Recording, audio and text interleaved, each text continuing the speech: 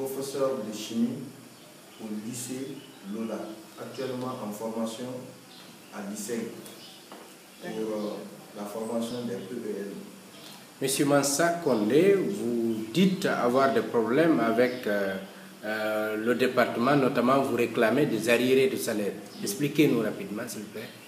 Nous avons été mutés en qualité d'extramuros. Nous avons eu des arriérés et ces arriérés ont été payés.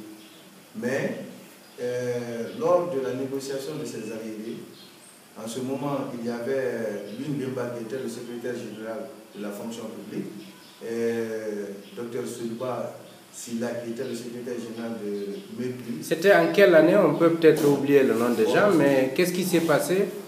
C'était en 2009. En 2009, lorsque nous avons, pendant les vacances, lorsque nous avons commencé les négociations pour nos arriérés de contractuels, et au cours de ces négociations, ils nous ont promis que dans quelques mois, nos arriérés de contractuels seront payés et de retourner sur le terrain, continuer à travailler. Et que, à la suite de ça, nous serons engagés. Cela fut fait. Ils nous ont payé ces arriérés de contractuels. Mais nous sommes restés sur le terrain en train de travailler. On nous a engagés pendant 9 mois, on n'a pas reçu les salaires. Donc, lorsque nous nous sommes retournés, l'arrêté d'engagement a été signé le 3 décembre par Louis Mbemba Souma, en ce moment ministre de la fonction publique. 3 décembre de quelle année? 3 décembre 2009, par Louis Mbemba Souma, en ce moment ministre de la fonction publique. Donc, lorsque nous sommes retournés, ils nous ont payé le mois de septembre. Seulement le mois de septembre. Donc, il est resté 9 mois non payés. Et pendant ces 9 mois, M. Baldé, on ne recevait ni les primes de contractuels, ni l'aide de nos chefs d'établissement, ni l'aide des APAE. Vraiment, nous demandons à l'État de nous rétablir dans nos droits, que les 9 mois soient payés intégralement en qualité de salaire titulaire. Et quel genre de démarche vous avez engagé depuis? Depuis la rentrée passée, la rentrée 2013-2014, nous avons déposé les dossiers au niveau du secrétariat général du MEPI. Nous avons suivi les dossiers jusqu'à la DRH, et de la DRH, le dossier a été transmis au budget. Nous avons même le numéro de la lettre de transmission qui accompagne le dossier au budget. Nous nous sommes rendus au budget, nous avons suivi les traces du dossier jusqu'au niveau de la division sol. Et actuellement, le dossier se trouve au niveau de la division sol. Il y a de cela 2 mois. 2 mois, le dossier se trouve au niveau de la division sol. À chaque fois qu'on part, on nous montre le dossier, on est en train de traiter, mais on a... Et à votre avis, qu'est-ce qui retarde? Bon, c'est là se trouve notre inquiétude, parce qu'on pense que le problème des enseignants n'est pas une priorité pendant les vacances. On pense que le problème des enseignants, ce n'est pas une priorité pendant les vacances. Donc, à mon avis, je pense qu'ils veulent classer le dossier dans le tiroir.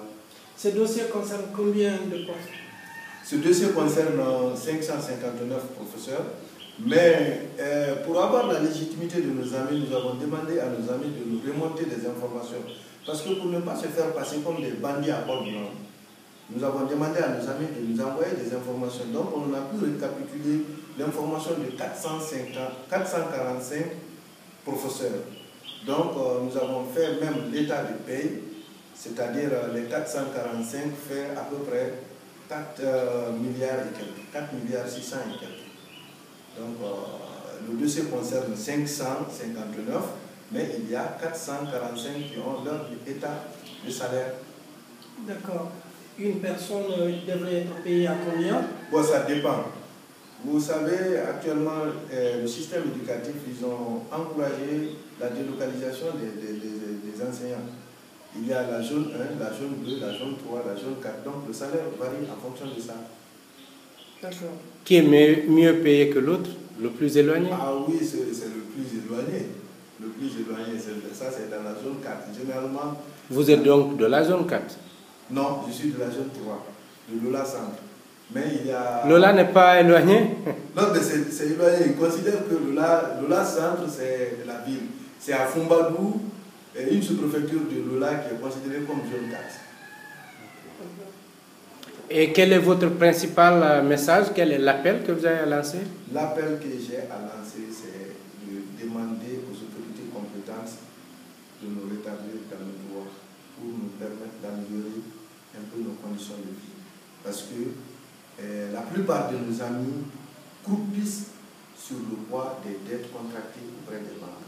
Ce que je peux lancer comme message, c'est de nous payer, avoir pitié de nous, que nous sommes des enseignants, nous n'avons rien. Et si nous avons ça là, beaucoup ont pris des dettes pour se manier, beaucoup ont pris des dettes pour arranger leur maison. Aujourd'hui, ils n'arrivent même pas à joindre les deux bouts. Vraiment, si nous avons ça là, ça pourra nous permettre d'améliorer nos conditions de vie. Et ça pourra nous encourager à travailler, ça pourra nous permettre de donner le maximum de nous-mêmes. C'est ça mon message. Au cas où ces négociations n'aboutiraient pas, songez-vous à déserter les salles de classe?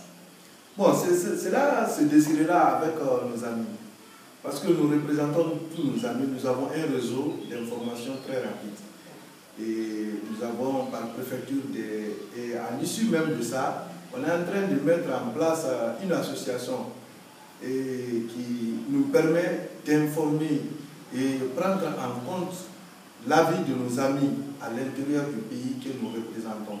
Donc, au moment venu, quand les amis décident ça, nous serons que les porte-parole de nos amis. Merci beaucoup. Merci. Et bonne chance. Merci.